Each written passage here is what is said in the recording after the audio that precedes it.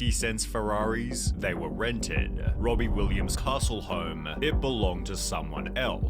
Wait, MTV Cribs was fake? MTV Cribs wasn't exactly legit. And we said that that was my house. Oh, that wasn't your house? No, it's all lies. And nothing shows this better than the episode with Ja Rule. He flexed his 5-bedroom mansion on Star Island in Miami, where he talked about living beside other famous celebrities. The house was so familiar that Ja Rule named each area, calling his courtyard the Open Paradise, which was patrolled by his guard dog Cookie. It was shown in the intro that the property was a rental, but this was assumed to be on a long-term basis, given he knew almost everything about the mansion. However, as it turns out, Ja Rule's house on Cribs was actually a 4-day rental, which was exposed in the most embarrassing way by lawsuit. Ja Rule paid $46,000 for the 4-day lease, promising the mansion's owner it'd be used as a private home for 8 adults with no video shoots and no loud parties. Well, Ja Rule broke all 3 conditions, shooting his MTV episode whilst having a party with over 600 people. In the process, holes were punched in the walls, furniture and doors were damaged, the driveway somehow cracked, while condoms and syringes were left throughout the house. As a result, Ja Rule and MTV were sued for $1 million, but at least it looked like a house that Ja Rule would live in, as the Yin Yang twins' crib was laughably Oh my god, this is who Unc put us on earlier. out of character.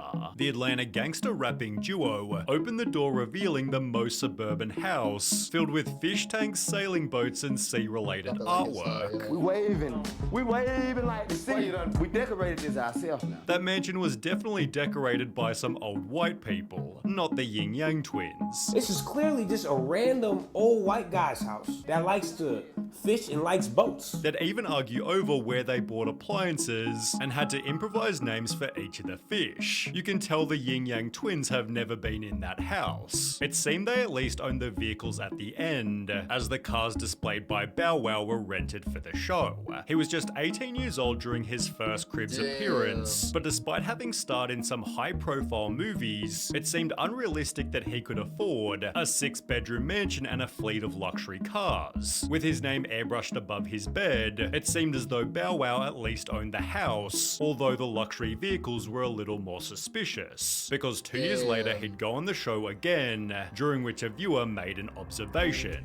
We had MTV Cribs running in the background and watched 21-year-old Bow Wow show off his bachelor pad in Miami, along with his pimped out Bentley, Lamborghini, and Cadillac Escalade. But then we noticed the word Prestige at the bottom of all 3 cars and decided to Google Prestige Rental Cars Miami, and what do you know, there it was. Prestige was the name of the company that Bow Wow rented the cars from, which was likely encouraged by the show, as Birdman also used the service during his appearance. Regardless, people clowned on Bow Wow, stating, "Ha ha ha, I wonder if he rented the condo too," which by looking at his life was also highly likely. For example, he'd post his Ferrari to his Instagram, writing, "Take the drop top to the night spot, keep the California in California, we went hard tonight Grammy weekend," which was then reposted by a car rental company who accidentally exposed our good friend Bow Wow pulling up to the Grammys with our Ferrari California. 1 year later, it was exposed for flexing a rented Hollywood mansion, but the worst example was in 2017 when he'd post this to his Instagram. He showed the private jet he was taking to his concert, yet the very same day this Snapchat went viral. So this guy Lil Bow Wow is on my flight to NY, but on Instagram he posted a picture of a private jet caption traveling to NY today, shaking my head. Turns out Bow Wow's picture of his private jet had been taken from a limo company's website, prompting people to dig even deeper, discovering he'd done this on more than one occasion. It seems his MTV Cribs episode led to years and years of faking luxury, but as mentioned in Bow Wow's expose, 50 Cent had done a similar thing. 50 Cent's episode was the definition of excess. He showed his 19-bedroom, 35-bathroom mansion, which included a squash court, movie theater, recording studio, and its very own nightclub. Equally impressive was his car collection, which included 4 different rare collectible Ferraris, leading him to state, "I know you ain't see these before when you was watching Cribs because Everybody ain't got these. Yet it seems 50 Cent didn't have them either.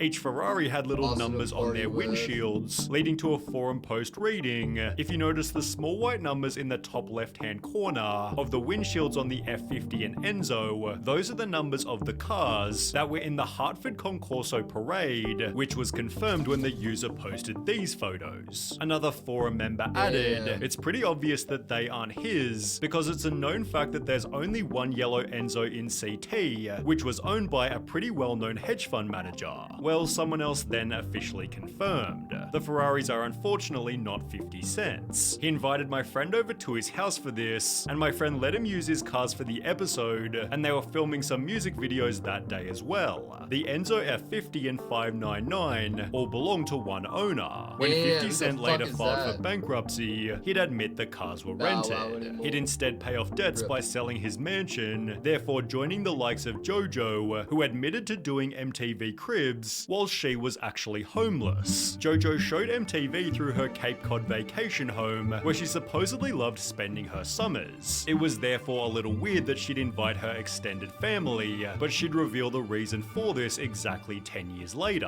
JoJo What was the asked fuck? about the episode in a Huffington Post interview, to which she'd respond it was so ridiculous. The thing is, we didn't have a home at that point. My mum and I were living out of suitcases and were mostly in hotels. So that was actually my uncle's house on the Cape. That wasn't my house, that wasn't my stuff. I should have balled hard and been like, welcome to my crib, look at how luxurious it is, and I should have rented out a place. But no, I just used my uncle's crib. JoJo further clarified. So we went to the Cape, which I've never been to the Cape. I never go to the Cape. And we said that that was my house. Oh, that wasn't your house? No, that was not my house. We brought in some items that I had.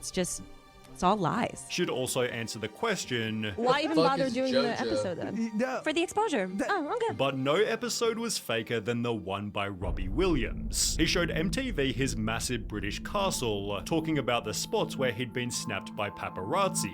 He then shows his group of friends before making a joke, I don't really know these people, but what I do is I actually phone Rent-A-Friend. but apparently he'd also phoned Rent a Castle. You see, the building was so big that people recognized it as the famous St. Catherine's Court, which was owned by someone else completely, Jane Seymour. She had no idea that Robbie ever went there, or that he'd hired a fake butler to help out with the shoot. It wouldn't be until 17 years later that Robbie finally admitted, we didn't let Jane know that I was gonna pretend it was my house. And because I was like 23 and full of spunk, I didn't even consider other people's thoughts or feelings. That's So I'd like to take this crazy. That's opportunity to apologize to Jane Seymour, but it might What a not have dope even been castle. Robbie Williams' fault. Because Redman explained in a DJ Vlad interview that MTV tried to get him to rent a house for Cribs, They wanted me to rent a house so I can open the big double doors and shit like, yo, look at my shit, you know. with MTV trying to choose the home themselves. The first thing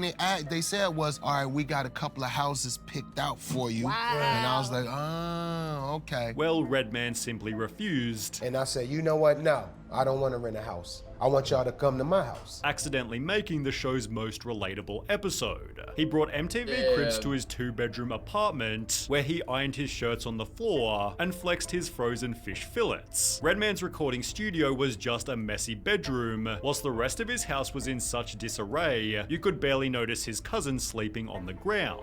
He concludes the episode stating, next time y'all need to find me, just rub these 2 wires for the doorbell. Don't worry about the screen too.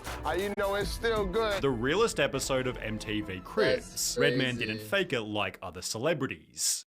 That's dope.